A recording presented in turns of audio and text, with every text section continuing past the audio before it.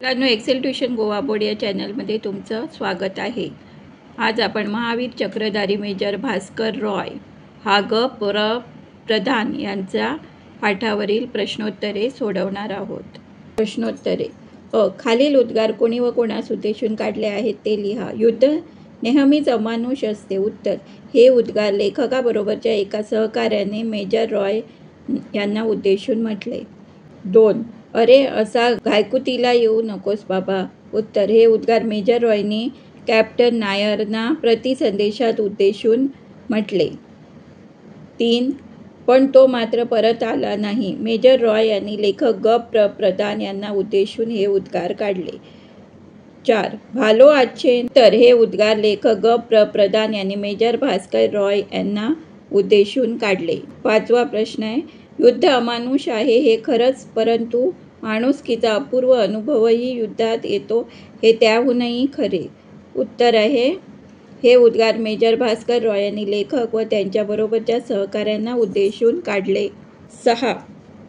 साप आप पूरे थक गए हैं, पहले कॉफी लो फिर बात करो. हे उद्गार नंदन सिंगने मेजर भास्कर रॉयना उद्देशून काढले. खालील प्रश्नांची प्रत्येकी एका वाक्यात उत्तरे लिहा. प्रश्न पहिला: मेजर रॉयना कोणता सन्मान मिळाला होता? मेजर रॉयना महावीर चक्र हा सन्मान मिळाला होता.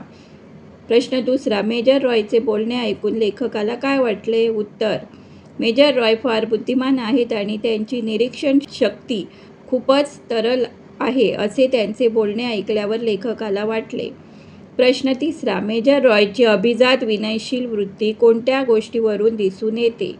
उत्तर: लढाईचे वृत्त सांगताना मेजर रॉयनी स्वतःचा उल्लेख कधी केला नाही, उलट आपल्या सहकाऱ्यांबद्दल गौरवाने बोलत राहिले. या गोष्टीवरून त्यांची अभिजात विनयशील वृत्ती दिसून येते. मेजर रॉयच्या मते सैन्यात नसणारे लोक अधिक भाग्यवान का? उत्तर: सैन्यात नसणाऱ्या लोकांना आपल्या दोस्तांना ऐन संकटाच्या वेळी कधी क्रूरपणे सोडून जावे लागत नाही. म्हणून मेजर रॉय यांच्या मते सैन्यात नसणारे लोक अधिक भाग्यवान असतात. प्रश्न 5वा: कुमक घेऊन जाण्यास कोण तयार झाला? उत्तर: कुमक घेऊन जाण्यास एक 23 वर्षाचा जवान तयार झाला. 6. कॅप्टन नायरचा पुन्हा कोणता संदेश आला?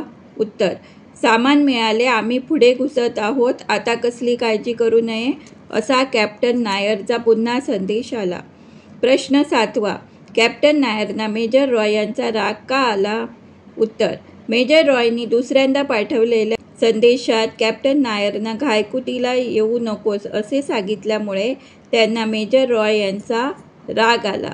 युद्धस्थळी मेजर भास्कर रॉयसाठी कोणी कॉफी व सँडविचेस आणले?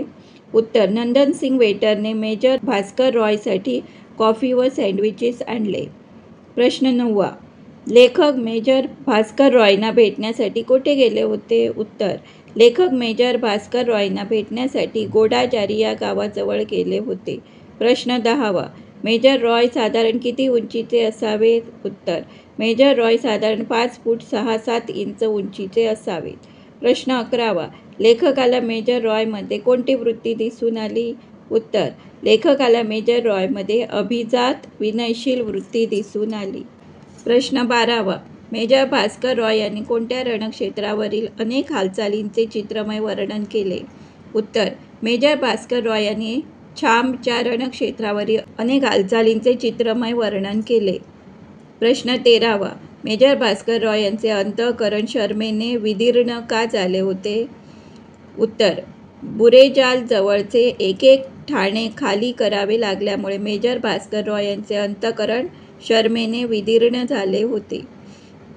प्रश्न 14वा: युद्ध अमानुष असले तरी कोणता सुखद अनुभवही युद्धात येतो? उत्तर: युद्ध अमानुष असले तरी माणुसकीचा अपूर्व अनुभवही युद्धात येतो. प्रश्न 15वा: मेजर रॉय यांच्या मित्राचा मृत्यू कसा झाला? उत्तर: मेजर रॉय यांच्या मित्राचा मृत्यू शेल उडून गंभीर जखमी झाल्यामुळे झाला. प्रश्न 16वा: मेजर रॉय कॅम्पमध्ये आल्यावर सुन्न होऊन मटकन खाली का बसले? उत्तर: मेजर रॉयना टँकमध्ये गतप्राण झालेल्या मित्राची आठवण झाल्याने ते सुन्न होऊन मटकन खाली बसले. युद्धात सैनिकाशिवाय आणखी कोणत्या माणसांची गरज लागते? युद्धात सैनिकाशिवाय पाणके, स्वयंपाकी, वेटर, डॉक्टर, स्वयंसेवक, परिचारिका आदी माणसांची गरज लागते. प्रश्न 18वा. लढाई कशामुळे जिंकली जाते? उत्तर: लढाई संघवृत्तीमुळे जिंकली जाते. प्रश्न 19वा. संध्याकाळी 4 वाजता कोणती गोष्ट कॅप्टन नायर यांच्या लक्षात आली? उत्तर: दारुगोळा आणि पेट्रोल यांची तातडीने कुमक यायला हवी ही गोष्ट कॅप्टन नायर यांच्या संध्याकाळी 4 वाजता लक्षात आली. प्रश्न 20वा.